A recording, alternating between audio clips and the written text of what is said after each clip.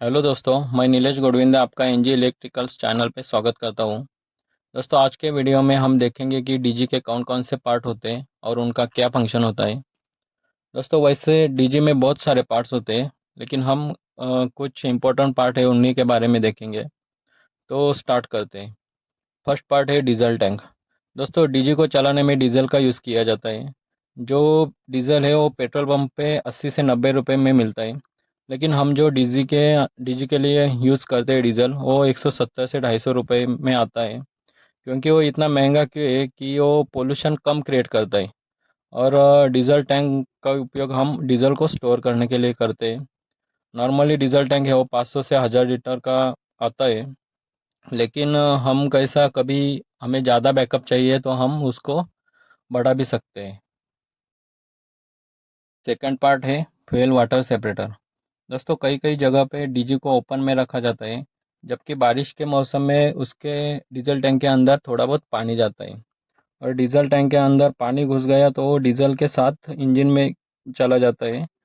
और इंजन को मतलब जंग लगना शुरू हो जाता है अंदर, और वो उसकी लाइफ कम हो जाती है। इसलिए हम वो पानी सेपरेट करने के लिए फ्यूल वाटर सेपरेटर का यूज़ करते हैं। उससे हम डीजल के अंदर जो भी पानी गया है उसको अलग किया जाता है। थर्ड पार्ट है फ्यूल फिल्टर। दोस्तों, कई बार हमारा डीजल जो होता है उसके अंदर थोड़ा बहुत कचरा होता है, और जो डीजल टैंक होता है उसके अंदर भी कचरा जमा होता है। नहीं तो उसको जंग भी लग जाता है डीजल टैंक के अंदर। तो ये इंजन के अंदर नहीं जाना, इसलिए हम मतलब जाएगा तो ख़राब होगा इंजन। इसलिए हम फ्यूल फिल्टर का यूज़ करते हैं। जितना भी डीजल के अंदर कचरा होता है उस कचरे को हम यहीं पर निकाल देते हैं फ्यूल फिल्टर यूज़ करके। फोर्थ पार्ट है एक्चुएटर। दोस्तों, ये बहुत ही इम्पोर्टेंट पार्ट है। एक्चुएटर का क्या काम होता है वैसे तो हम एग्जांपल के साथ ही देखेंगे।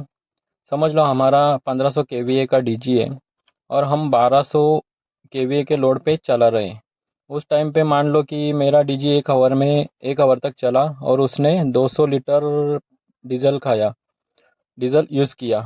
बट दोस्तों, समझ लो कि वही डीजी अगर हमने 200 केवीए के लोड को चलाया तो उसने 1 आवर में 50 से 60 लीटर डीजल का यूज़ किया। मतलब 1200 केवीए के लोड पर 200 लीटर, और वही डीजी 200 केवीए के लोड पर 50 से 60 लीटर का डीजल यूज़ यूज़ हुआ। तो डीजी के अंदर कितना डीजल डालना है वो एक्चुएटर डिसाइड करता है। मतलब लोड के अकॉर्डिंग इंजन में कितना डीजल डालना चाहिए वो एक्चुएटर डिसाइड करता है।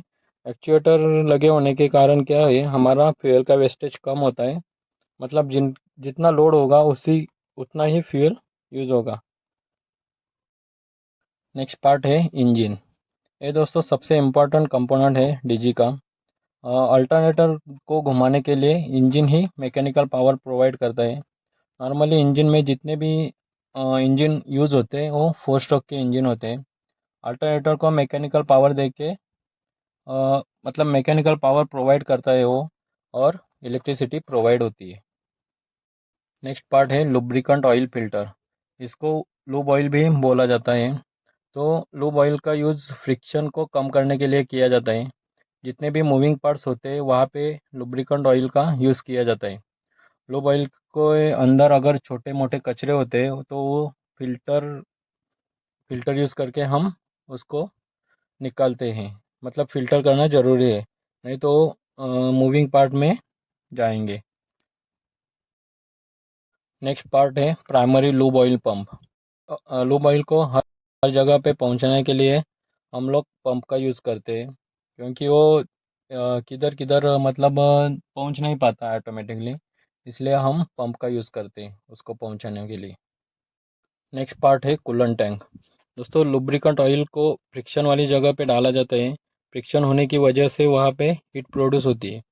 हीट होने की वजह से लूब ऑयल बहुत ही गर्म हो जाता है। सो लूब ऑयल को ठंडा करना भी बहुत ज़रूरी होता है। तो लूब ऑयल को ठंडा करने के लिए वाटर का यूज़ किया जाता है। ये नॉर्मल नहीं वाटर होता, ये डिस्टिल वाटर होता है। तो कूलेंट टैंक का यूज़ डिस्टिल वाटर को स्टोर करने के लिए किया जाता है। नेक्स्ट पॉइंट है रेडिएटर एंड फैन। दोस्तों लूब ऑयल गर्म होने की वजह से वाटर भी गर्म हो जाता है, तो रेडिएटर और फैन की सहायता से वाटर को ठंडा किया जाता है। दोस्तों जब डीजी चलता है तो इंजन भी बहुत ज़्यादा गर्म हो जाता है, तो इंजन को ठंडा ठंडा करना भी बहुत ज़रूरी है। तो फैन की सहायता से इंजन को ठंडा किया जाता है। नेक्स्ट पार्ट है कंट्रोल पैनल। दोस्तों डीजी को ऑन ऑफ करने के लिए हम कंट्रोल पैनल का यूज़ करते हैं। और कंट्रोल पैनल का जो डिस्प्ले होता है उस पे हम बैटरी का वोल्टेज, डीजी का आउटपुट वोल्टेज और डीजी कितने फ्रीक्वेंसी पे चल रहा है, ये सब उस डिस्प्ले पे हम देख सकते हैं। नेक्स्ट पार्ट है एयर फिल्टर। दोस्तों एयर का यूज़ हम इंजन को चलाने के लिए करते हैं। मतलब डीजल के साथ साथ एयर का भी यूज़ होता है इंजन को चलाने के लिए। और जो बाहर का एयर आता है उसमें डस्ट वगैरह कुछ भी मतलब कचरा वगैरह आता है, तो उस एयर को हम फिल्टर करने के लिए एयर फिल्टर का यूज़ करते हैं। पार्ट है टर्बो चार्जर। दोस्तों टर्बो चार्जर के दो काम होते हैं। पहला काम ये होता है कि एयर फिल्टर से जो एयर आती है वो एयर को कंप्रेस करके इंजन में डाला जाता है। और टर्बो चार्जर की सहायता से मतलब एयर को कंप्रेस करके गर्म किया जाता है और इंजन में डाला जाता है। और दूसरा फंक्शन ये होता है टर्बो चार्जर का कि जो इंजन में कार्बन डाइऑक्साइड प्रोड्यूस होता है, तो उस कार्बन डाइऑक्साइड को बाहर निकालने का काम टर्बो चार्जर ही करता है। और टर्बो चार्जर के ऊपर पेंट नहीं किया जाता क्योंकि वो जब चलता है तो बहुत ही गर्म होता है, और जब हम उसके ऊपर पेंट करेंगे तो वो निकल जाएगा, इसलिए उसके ऊपर पेंट नहीं किया जाता। नेक्स्ट पार्ट है साइलेंसर। दोस्तों हम डीजी को चलाते हैं तो उसमें बहुत ज़्यादा आवाज़ होता है, तो साइलेंसर क्या करता है कि उस नॉइज़ को कम करने के लिए साइलेंसर यूज़ करते हैं। वैसा तो बाइक में भी हम साइलेंसर उस नॉइज़ को कम करने के लिए ही करते हैं। और दोस्तों दूसरा काम होता है कि जो कार्बन डाइऑक्साइड प्रोड्यूस होता है उसको बाहर निकालने के लिए भी हम साइलेंसर का यूज़ करते हैं और वो फिल्टर होके निकलता है। नेक्स्ट पार्ट है कपलिंग। दोस्तों हमारा जो इंजन होता है उसका रोटर और अल्टरनेटर का रोटर, उसको जोड़ने के लिए हम कपलिंग का यूज़ करते हैं। तो कपलिंग करने की वजह से हमारा इंजन जब घूमता है तो साथ में अल्टरनेटर को भी घुमाता है, और अल्टरनेटर मैकेनिकल एनर्जी को इलेक्ट्रिकल एनर्जी में कन्वर्ट करता है, मतलब इलेक्ट्रिसिटी प्रोड्यूस करता है। नेक्स्ट पार्ट है अल्टरनेटर। दोस्तों ये बहुत ही इंपॉर्टेंट पार्ट है। इलेक्ट्रिसिटी को प्रोड्यूस करने के लिए अल्टरनेटर का यूज़ किया जाता है। दोस्तों डीजी के अंदर जो अल्टरनेटर यूज़ किया जाता है वो ब्रशलेस अल्टरनेटर होता है, और इसमें स्टेटर और रोटर ऐसे दो वाइंडिंग होती है। दोस्तों इसके बारे में हम अल्टरनेटर का एक अलग सा वीडियो बनाएंगे। नेक्स्ट पार्ट है एवीआर। एवीआर मतलब ऑटोमेटिक वोल्टेज रेगुलेटर। दोस्तों थ्री फेज का स्टैंडर्ड वोल्टेज होता है 415 वोल्ट।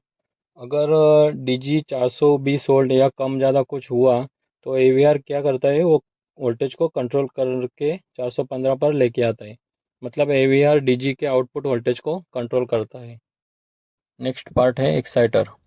दोस्तों एवीआर वोल्टेज को कंट्रोल करता कैसे है, तो वोल्टेज कंट्रोल करने के लिए एवीआर हमारे एक्साइटर को कमांड देता है, और एक्साइटर वोल्टेज को ऊपर नीचे करता है, जिसकी वजह से अल्टरनेटर के आउटपुट में हमें 415 वोल्ट मिल सकता है। नेक्स्ट पार्ट है बैटरी। दोस्तों डीजी के अंदर 12-12 वोल्ट की दो बैटरी का यूज़ किया जाता है, और वो दो बैटरी सीरीज़ में कनेक्ट करते हैं, जिससे कि हमें 24 वोल्ट का आउटपुट मिले। और बैटरी को नॉर्मली पेयर में कनेक्ट किया जाता है, जैसे कि 2 4 6 ऐसा। ऐसा नहीं कि 3 बैटरी यूज़ किया और 5 बैटरी का यूज़ किया। नेक्स्ट पार्ट है क्रैंक मोटर। दोस्तों जब डीजी चलता है, मतलब जब डीजी को स्टार्ट किया जाता है तो क्रैंक मोटर डीजी को रोटर को घुमाता है, और 90% का स्पीड पकड़ लेने के बाद मोटर ऑटोमेटिकली ऑफ हो जाता है और इंजन अल्टरनेटर को घुमाने लगता है। तो बैटरी का यूज़ हम इसलिए किया जाता है कि हमारे क्रैंक मोटर को स्टार्ट करने के लिए सप्लाई मिल सके, जैसे कि हमारा इंजन सेल्फ स्टार्ट हो जाए। मतलब दोस्तों पहले के ज़माने में जो छोटे इंजन थे वो हाथ से घुमा के चालू करते थे। पार्ट है गवर्नर। दोस्तों अल्टरनेटर को 50 हर्ट्ज मेंटेन करने के लिए रोटर को 1500 आरपीएम में घुमाना पड़ता है। वो भी डिपेंड करता है कि कितने पोल का अल्टरनेटर है, बट नॉर्मली रोटर का स्पीड 1500 आरपीएम मेंटेन किया जाता है। और जब लोड कम ज़्यादा हो जाता है तो हमारी स्पीड भी कम ज़्यादा होती है। तो अगर स्पीड 1500 से कम ज़्यादा होगी तो हमारा फ्रीक्वेंसी भी चेंज हो जाएगा। इसलिए हम गवर्नर होता है वो स्पीड को मेंटेन करने की कोशिश करता है। नेक्स्ट पार्ट है फ्लाईव्हील। दोस्तों हम फ्लाईव्हील को रोटर के ऊपर कनेक्ट करते हैं।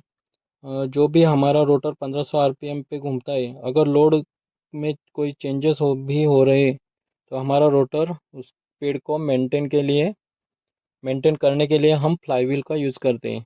तो फ्लाईव्हील का यूज़ इसलिए किया जाता है कि अचानक चेंजेस ना हो जाए। लास्ट पार्ट है दोस्तों सर्किट ब्रेकर।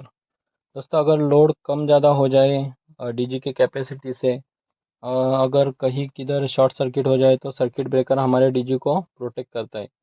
मतलब नॉर्मल जो सर्किट ब्रेकर का फंक्शन है वो सेम फंक्शन यहाँ भी यूज़ होता है।